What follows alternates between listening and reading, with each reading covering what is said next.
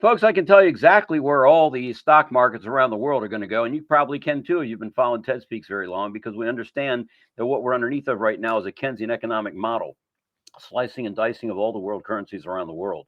So the company that's been issuing all these currencies is called the Bank for International Settlements. One company, catch this, one company owns all the other banks around the world. And we showed this to you. Simply go to bis.org and you'll find out. You want to reach out to enough fellow TED head out there, or if you want to become a TED head, just reach out to somebody else and say, hey, I'm a TED head. Find somebody with a white hat on, you'll find out the truth and find out what's going on here. Because what's happening is the bis.org, the Bank for International Settlements, is being bankrupted. They've been around since for a long, long time. And finally, the United States and the world is standing up against this cabal, this conglomerate of banking, banking miscreants. Okay. And what they've been doing is they've been issuing their fake script currencies around the world.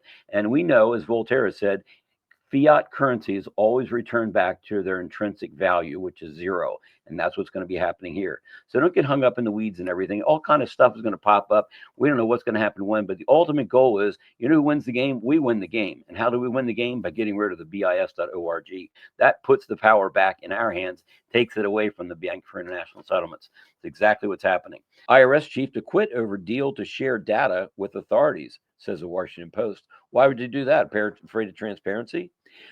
And the thugs are starting to work already. They are? Things. Donald Trump just got the EU to offer to drop tariffs on all American products. Literally 3 days of threatening the EU with tariffs. And Europe is now ready to drop all tariffs on U.S. products. Oh, and Vietnam's doing the same thing. They want to drop all tariffs on U.S. products. Oh, and so does India. No more tariffs on the products we want to sell to the billion fucking people that live in that country. Oh yeah, and Israel getting rid of tariffs on U.S. products. And Japan. And South Korea. And Thailand. Oh, and 43 other nations. All offering Donald Trump 0% tariffs on U.S. products. He did all that in 5 days. 195 sovereign nations in the world, and more than a quarter of them are now offering 0 tariffs on U.S. products just so they can continue to trade with us. And all because Donald Trump was willing to threaten them with tariffs. Do y'all understand the benefit that's going to have on the United States of America? The benefit that's going to have on American companies that want to sell products worldwide? And he did all of this while half the country was bitching about it. He did this while y'all were protesting, while you were attacking American companies and firebombing car dealerships. I actually saw so many of you on X saying we should invoke the 25th Amendment, saying that we should remove him from office. And while you were doing all of that complaining, he now has agreements with more than 50 fucking nations to not put a single tariff on our products, and is drawing up trade agreements that are beneficial to the United States. Liberals, I want you to understand that we are going to make this country great again. And if we got to drag you kicking and fucking screaming to do it, we'll do that. Okay.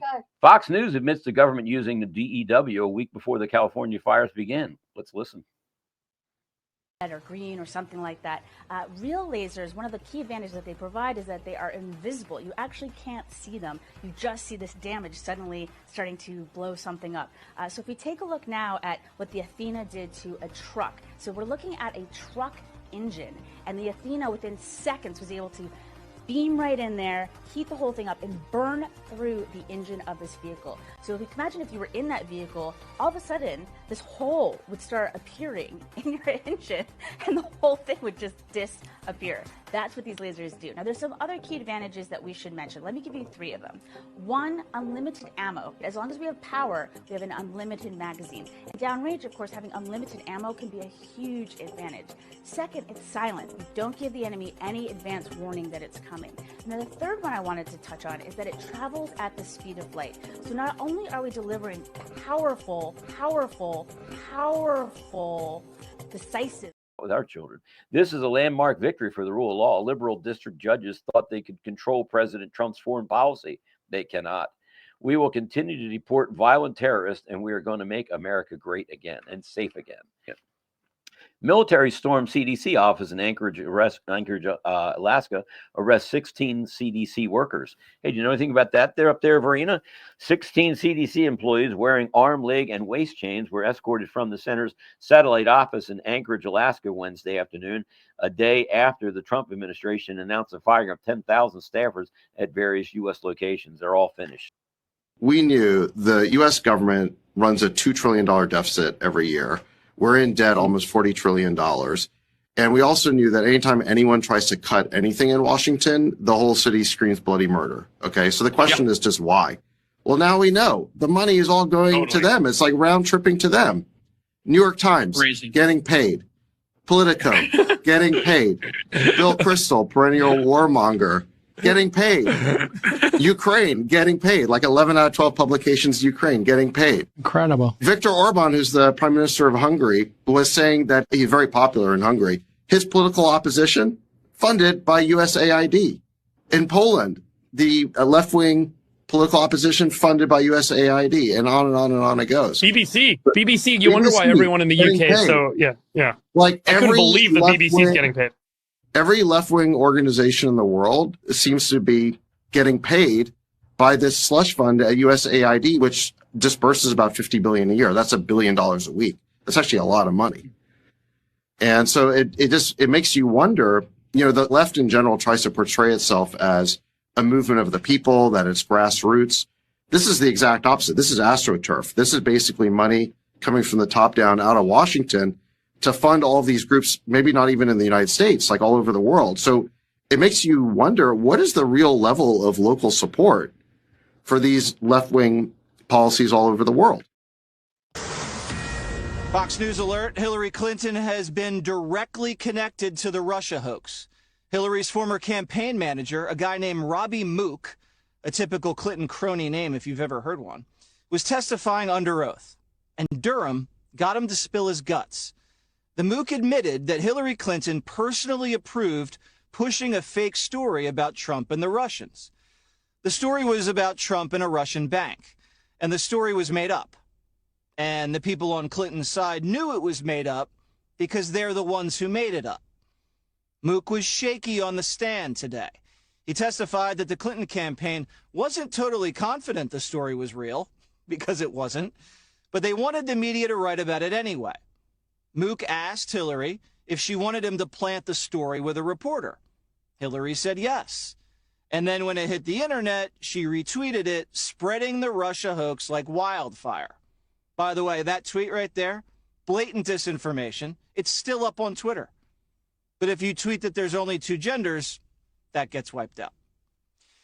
And while all this was happening, Hillary was paying her lawyer, Michael Sussman, to trick the FBI into opening an investigation into Trump based off the same bogus claims.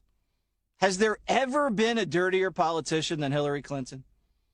And if I were Robbie Mook and I just ratted out Hillary on the stand, I'd hire a food tester.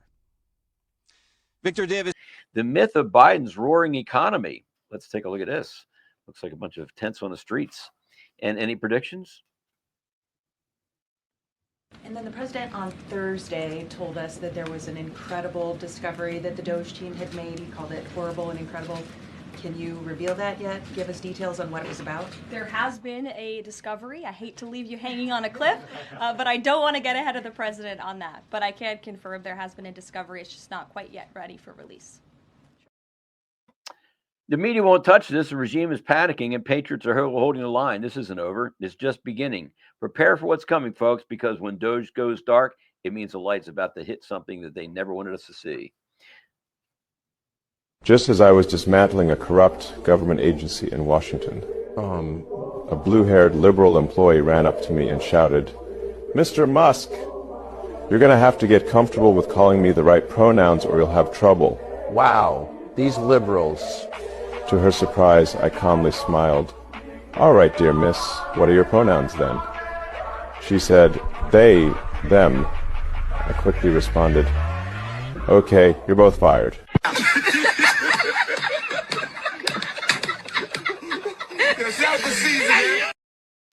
So today I'll be going up to D.C. for the signing of the executive order that will get rid of the Department of Education. And of course, there's a lot on the left going, but what about the children? Yeah, that's what we're doing this for. You think this is about saving money?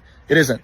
This is about helping children, because if you look at the history of the Department of Education, here's what you're going to find out.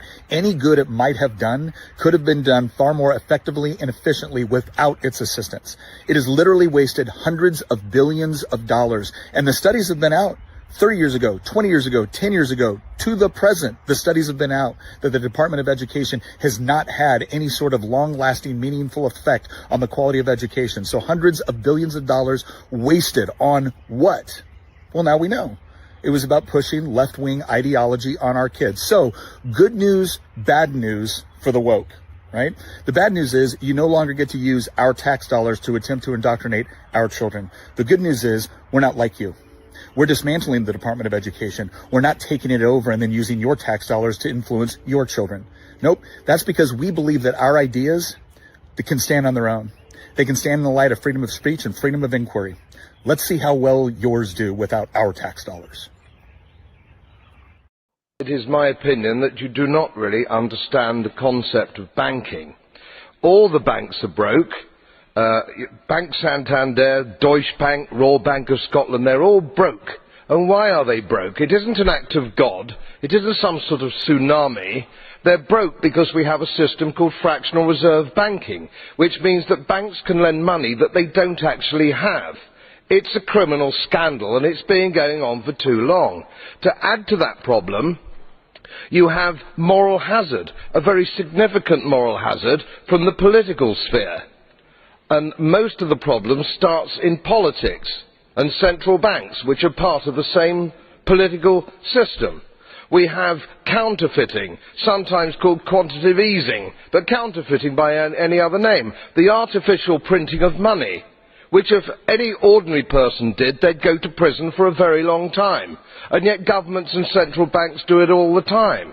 Central banks repress the amount of interest that rates are, so we don't have the real cost of money. And yet we blame the real retail banks for manipulating LIBOR. The sheer effrontery of this is quite astonishing. It's central banks. It's central banks that manipulate interest rates, Commissioner. And plus, underneath all this, we talk loosely, in a rather cavalier fashion, do we not, about deposit guarantees. So when banks go broke through their own incompetence and chicanery, the taxpayer picks up the tab. It's theft from the taxpayer.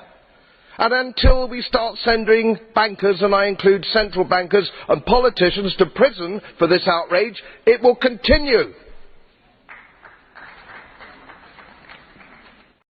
The gold audit at Fort Knox will be well timed. Is this the IRS funeral? Well, it has to do with the planting of a tree. And maybe it's going to get into that next article. Or central bank, Andrew Jackson, this is it. Andrew Jackson, listen to this one, folks. This is good. Andrew Jackson planted the last magnolia tree they are replacing. Andrew Jackson effectively dismantled the second bank of the United States, which was the central banking system at the time. He opposed the bank, viewing it as an unconstitutional and elitist institution that favored wealthy interest over the common people. Jackson vetoed the renewal of its charter in 1832, and after winning re-election that year, he worked to undermine the further withdrawing federal deposits in 1833 and redistributing them to the state banks, a move known as the Bank War. The second bank charter expired in 1836, and it ceased to function as a national institution, though it continued briefly as a private corporation before failing entirely. Jackson's actions ended decentralized banking in the U.S. for decades until the Federal Reserve was established in 1913. The gold audit at Fort Knox certainly will be well timed.